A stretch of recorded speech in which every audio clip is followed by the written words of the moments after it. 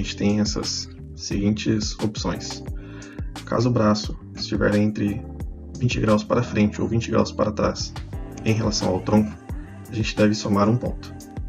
Caso o braço esteja mais de 20 graus para trás, também devemos somar um ponto. Se estiver posicionado entre 20 e 45 graus à frente do tronco, devemos somar 2 pontos.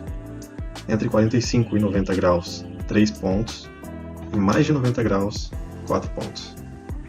É necessário somar a pontuação obtida anteriormente com um possível ajuste, que são os braços abduzidos, no caso a gente soma um ponto, ombros elevados, também um ponto, ou ombros relaxados, que não está realizando um determinado esforço. Nesse caso a gente subtrai um ponto.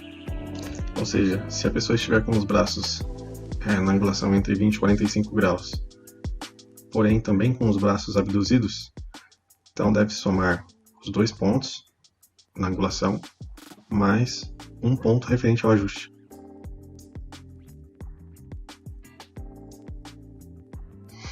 Ao estar com o antebraço posicionado entre 60 e 100 graus em relação ao tronco, soma-se um ponto.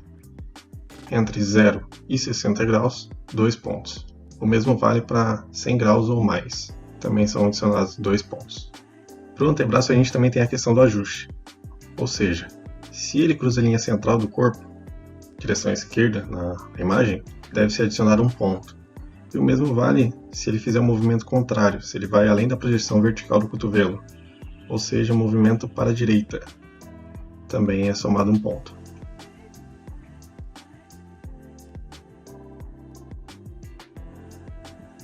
Com relação aos punhos, se o punho estiver alinhado com o antebraço, ou seja, sem flexão nem extensão, deve-se somar um ponto.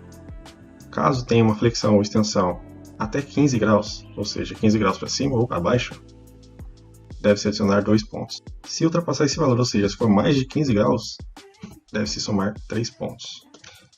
Ainda assim, se houver um movimento lateral com o punho, conhecido como movimento radial ou ulnar, deve-se agregar mais um ponto, independente do movimento, seja para a esquerda ou para a direita. A última parte desse grupo vai ser o giro dos punhos. Se não há movimento do punho, não gira o punho, deve-se adicionar um ponto. Caso contrário, se tiver um giro dos punhos, é somado 2 pontos. Após conhecer a pontuação dos membros superiores, podemos verificar a primeira tabela. Suponhamos que em relação ao braço, obtemos 4 pontos. Sobre o antebraço, 2 pontos. Para os punhos, 3 pontos. E em relação ao giro dos punhos, obtemos 1 ponto. Após marcar esses valores, o próximo passo é interligar os pontos X e Y. Dessa forma, em relação aos membros superiores, obtemos 4 pontos.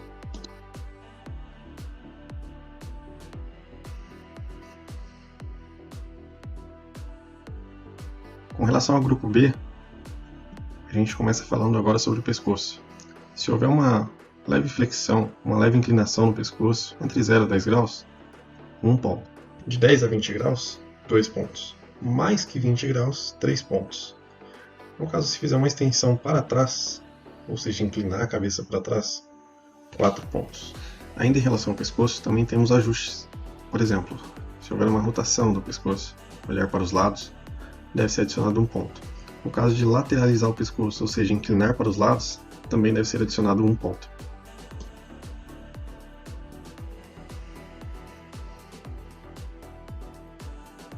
Bom, o tronco segue a mesma linha de raciocínio dos outros itens. Ou seja, se ele está a 0 graus, o tronco está ereto, 1 ponto.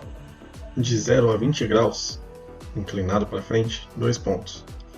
Também é mais difícil de acontecer, mas pode estar inclinado para trás também, embaixo de uma máquina, fazendo alguma manutenção, também são os mesmos 2 pontos. Entre 20 e 60 graus, 3 pontos. Mais que 60, 4 pontos.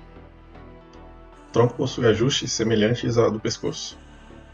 Então, se houver rotação, 1 ponto. Caso haja lateralização, 1 ponto também.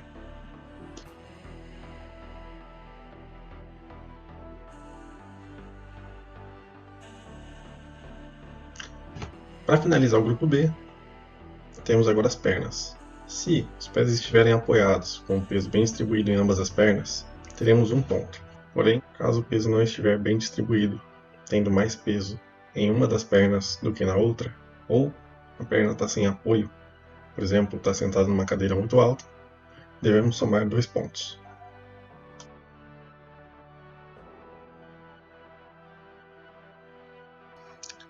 Após concluir o grupo B, agora podemos preencher a tabela B. Digamos que, ao concluir a análise, em relação ao pescoço, obtivemos como resultado da soma o número 3, no tronco também o número 3, em relação às pernas, número 2. Realizamos o mesmo procedimento de encontrar as coordenadas x e y na tabela. Dessa forma, encontramos o número 5. Na tabela B, é necessário somar com a atividade muscular para ambos os casos e a carga ou força exercida. A partir dessa soma, poderemos utilizar os resultados na tabela C e aí sim compreender as providências que podem ser tomadas em relação ao ambiente de trabalho ou atividade em si. Para somar a atividade muscular, é necessário saber se a atividade ela é principalmente estática, ou seja, mantém a postura por mais de 1 minuto, se é uma atividade repetitiva, que no caso se repita por mais de 4 vezes por minuto, um ciclo, né? Em ambos os casos, se adiciona um ponto. Caso a atividade não se enquadre em nenhum dos dois quesitos, então não se adiciona nenhum ponto. Se durante a atividade a carga ou força for menor que 2 kg e ela for mantida de forma intermitente, não há pontuação. Caso ela seja entre 2 e 10 kg, mantida também de forma intermitente, 1 ponto. Entre 2 e 10 kg, no caso se for estática ou repetitiva, 2 pontos. Caso a carga ou força seja mantida de forma intermitente, porém tenha um peso superior a 10 kg, deve-se adicionar 2 pontos. Caso a carga ou força seja superior a 10 kg, mas mantida de forma estática ou repetitiva, são 3 pontos. Se realiza batidas, forças bruscas ou repentinas, também 3 pontos. Um exemplo seria trabalhar na construção civil com marteletes, furadeiras.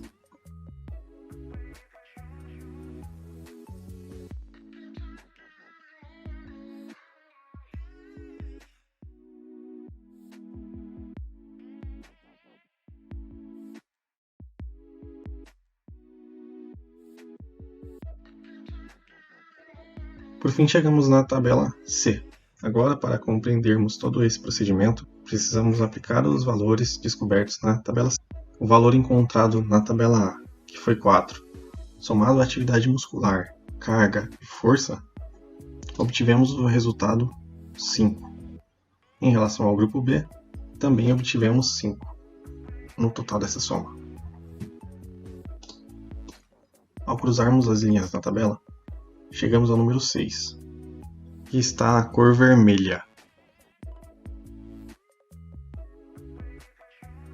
Analisando a relação entre os números e as cores, podemos notar que 1 e 2, postura aceitável, na cor verde, 3 e 4, podem ser necessárias mudanças, aprofundar o estudo, amarelo, 5 e 6, necessidade de mudança na tarefa, vermelho, no caso foi o nosso resultado, ou seja, é necessário realizar uma mudança nessa tarefa, porque está se tornando prejudicial. E por fim, o número 7, que é a necessidade de mudança urgente na tarefa, que equivale à cor preta.